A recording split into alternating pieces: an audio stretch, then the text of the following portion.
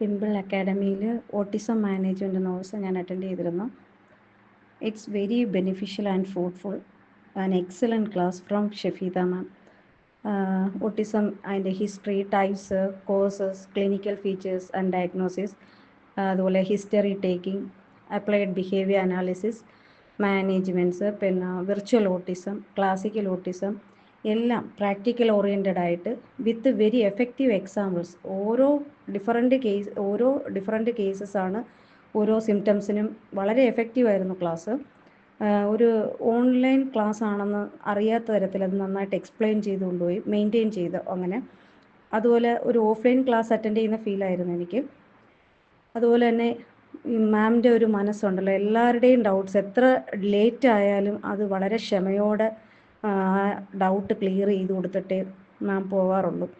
അത് വളരെ അപ്രീഷിയേറ്റബിളാണ്. Thank you ma'am. Thank you Wimble academy.